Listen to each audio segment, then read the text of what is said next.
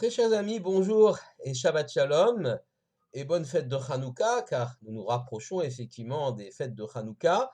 Nous allons ensemble étudier la paracha Vayeshev, la paracha donc qui débute l'histoire de Yosef. Cette paracha débute par Vayeshev Yaakov be'eretz megure aviv. Yaakov a résidé dans les territoires, dans les pays des pérégrinations de son père Yitzhak. Yaakov pense qu'il va pouvoir jouir d'une retraite bien méritée après toutes ses vicissitudes, après tout ce qui lui est arrivé, la rencontre avec Laban, la rencontre avec Esav. Eh bien non, Kadosh Baruch Hu a décidé autrement, le tzaddik veut se reposer. Non, il n'y a pas de repos pour un tzaddik, il doit encore agir et Kadosh Baruch Hu va lui envoyer l'épreuve de Yosef, cette épreuve qui va être terrible pour lui, mais qui va le faire grandir et surtout qui va faire grandir Yosef et l'ensemble des frères finalement dans toute cette histoire répartie sur plusieurs parachiotes. Donc effectivement, Yaakov est là et l'histoire de Yosef débute par un garçon, Yosef, qui décidément va créer, susciter la jalousie de ses frères. Les frères travaillent, gardent les troupeaux de leur père. Yosef, pas du tout. Yosef reste à la maison, étudie avec son père. Il lui a fait, que tu n'êtes pas Passim, une tunique multicolore, marquant le fait que lui, il est à part. Il ne va pas tremper ses mains, si on peut dire, dans le labeur et le travail de berger, mais consacrer sa vie à l'étude, à l'intellect. Et également, ce Yosef va susciter la jalousie de ses frères, la colère de ses frères. On raconte qu'il allait médire quelque part sur les actions de ses frères auprès de son père, ce qui va exciter la colère des frères. Et puis surtout, évidemment, ce sont les deux rêves que Yosef va faire et qui vont quelque part créer, augmenter cette animosité. Deux halomot, deux rêves, donc, Yosef a fait. Le premier, Ve'ine anachnu me'almim alumin betoch hasadeh. Voilà, nous étions en train d'allier des gerbes dans les champs et ma gerbe au centre s'est mise au centre d'un cercle où toutes les autres gerbes se sont inclinées. Yosef raconte ce rêve à ses frères qui en conçoivent une jalousie. Comment ce rêve est-il prémonitoire? Va-t-il marquer le fait que Yosef va dominer ses frères, que ses frères vont se prosterner devant lui? Ses frères ne l'acceptent pas. Et en vérité, c'est ce qui va arriver.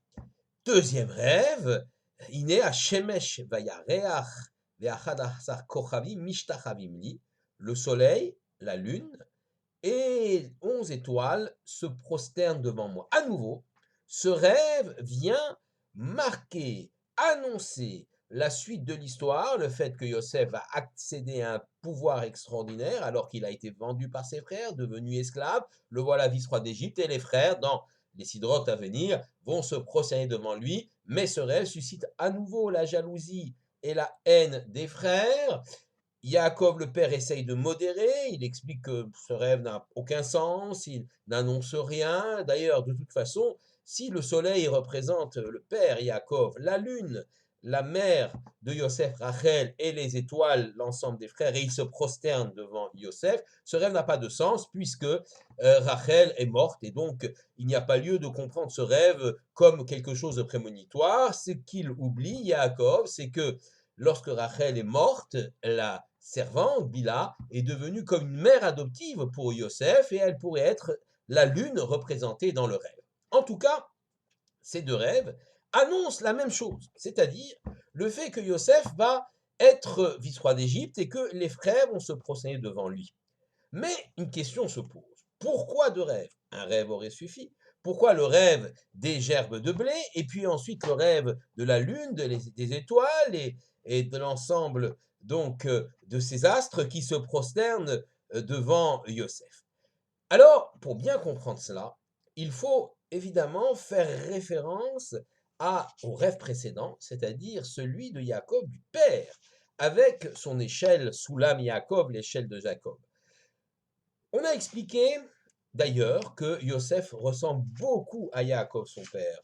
Ele Toldot Yaakov, Yosef, voici les descendants de Jacob, Joseph, et quoi? Et les autres ne sont pas des descendants? Non, il faut comprendre le sens Toldot comme dans le sens des pérégrinations, des histoires, des aventures. Ce qui va arriver à Yosef ressemble étrangement à ce qui arrive à Yaakov. Yaakov est haï par son frère Esav, Yosef va être haï par ses frères. Yaakov fait un rêve prémonitoire, l'échelle de Jacob.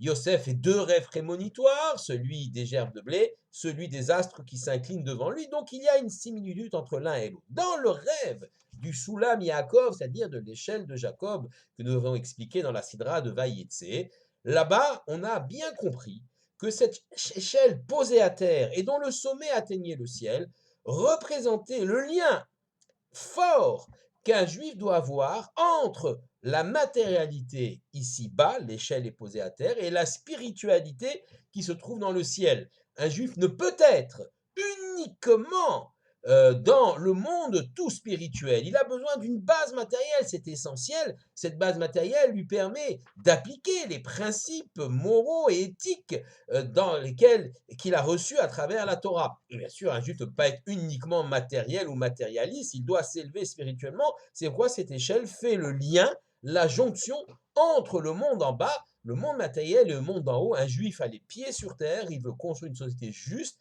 d'après des lois que lui proposé le Créateur, mais il a son esprit qui s'élève et qui essaie d'aller très très haut pour se grandir. C'est ça le sens de l'échelle de Jacob. Et on retrouve cette idée dans les deux rêves. Les deux rêves parlent d'une part d'un rêve extrêmement terre à terre, voilà, dans le monde ici-bas, dans le monde de la matérialité, les gerbes de blé, le pain, c'est ce qu'il y a de plus matériel, viennent, s'inclinent autour de Yosef. Yosef sera vice-roi d'Égypte, et dans ce monde-ci, il organisera l'Égypte, sauvera finalement l'Égypte et sauvera sa famille de la famine. Et c'est ce qui est bien expliqué dans ce rêve. Les frères vont bien se prosterner physiquement devant ce vice-roi d'Égypte. Mais le deuxième rêve, qui annonce la même chose, est peut-être lui plus spirituel. Yosef va se grandir. Il est Nahal au début, il est qualifié de jeune homme. Et Rachi explique qu'il fait des gestes de jeune homme, il a des intérêts de jeune homme, il s'arrange les cheveux, fait attention à sa beauté, se maquille les yeux, c'était la mode à l'époque, et il n'a pas encore grandi, si on peut dire. Et toutes ces vicissitudes-là, l'esclavage, la prison, tout ce qui va lui arriver va le faire grandir et va le faire devenir Yosef Hatzadik, le leader spirituel pour l'ensemble de ses frères. Et c'est ainsi qu'effectivement, il faut comprendre ce deuxième rêve, ce rêve de la lune, les étoiles, le soleil qui s'incline autour de Yosef. En d'autres termes, on ne peut pas euh, s'occuper uniquement du monde matériel, uniquement de la culture, de la construction dans le monde matériel, sans recevoir une spiritualité, sans recevoir quelque chose qui vient Minashamayim, qui vient du ciel. Et on ne peut pas non plus simplement vivre dans un monde totalement spirituel sans avoir une base matérielle. Les deux rêves s'imbriquent et se complètent, et finalement l'un et l'autre ressemblent à l'échelle de Jacob, au Soulam Yaakov dont nous avons déjà parlé. Et effectivement, c'est ce qui va arriver. Yosef grandit matériellement, il devient le vice-roi d'Égypte, mais aussi spirituellement. Il a su allier la construction matérielle ici-bas avec une influence spirituelle extrêmement forte. C'est pourquoi Yosef est vraiment l'exemple de l'homme jeté dans l'exil de façon brutale, tout au bas de l'échelle, s'élevant matériellement, mais aussi s'élevant spirituellement, grandissant. Une question se pose, puisque nous sommes à l'approche de Hanouka et le Shabbat Vayeshev, le Shabbat qui précède le premier jour de Hanouka. Eh bien, la question halachique se pose. À propos de l'allumage des bougies de Hanouka, c'est une question qui est rapportée par le Rav Zevin dans son ouvrage, La Torah et la Moadim, la Torah et les fêtes. Cette question est la suivante. Est-ce que Adlaka osa mitzvah ou Anacha osa mitzvah? Est-ce que c'est l'allumage des bougies de Hanouka qui fait la mitzvah ou le simple fait de poser, d'installer la Hanoukia qui fait la mitzvah, le commandement de Hanouka? On serait tenté de répondre, mais évidemment, c'est l'allumage du Hanouka. Quel intérêt de poser juste une menorah sans l'allumer? Donc on voit bien que c'est l'allumage qui est important.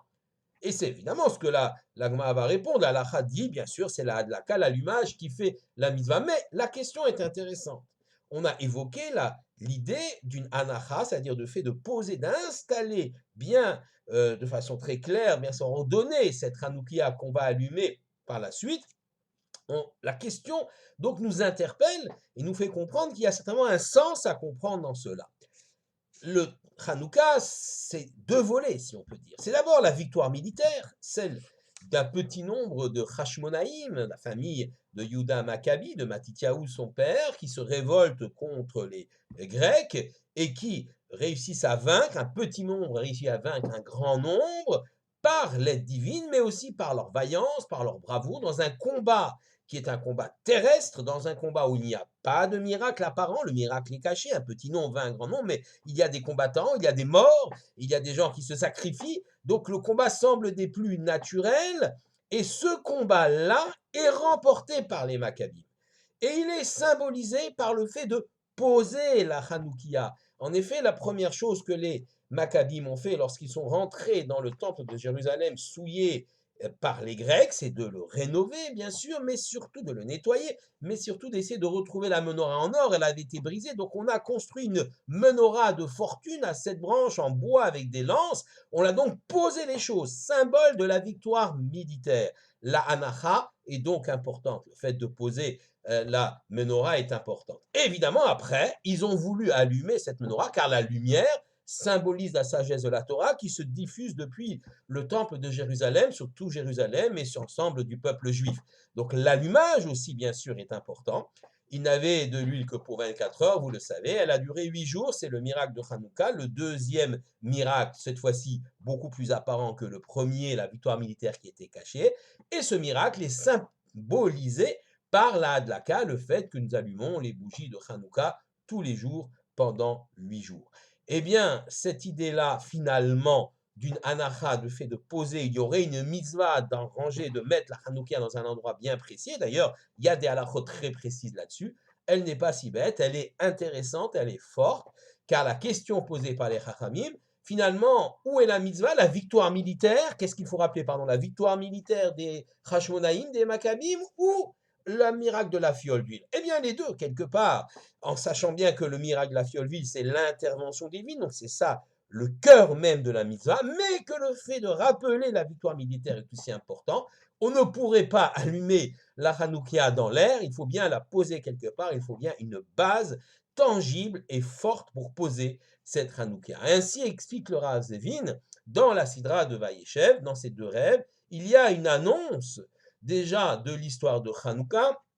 Yosef représente ici l'ensemble du peuple juif et il y a cette nécessité, le premier rêve, donc la base, doit être posée, ça représente la victoire militaire et puis le deuxième rêve correspondrait à la hadlaka, à l'allumage des nérodes de Hanouka qui bien sûr symbolise le miracle de la fiole.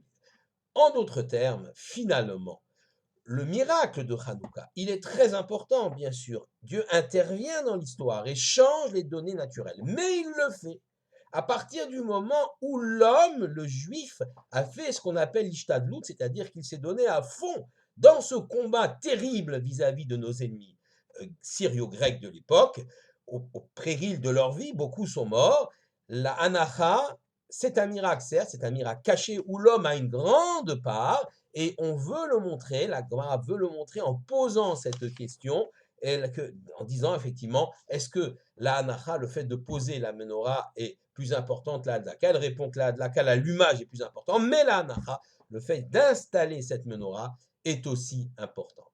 Chers amis, nous avons ici toute l'essence même de l'histoire de Hanouka, qui se confond toujours et se lie en même temps que l'histoire de Yosef. L'homme doit tout faire ce qui est en son pouvoir pour rétablir, se battre pour son identité juive, et la Yeshua, le sauvetage, la victoire, viendra de la main du Tout-Puissant. Chers amis, Shabbat Shalom à tous et Hanouka Sameach.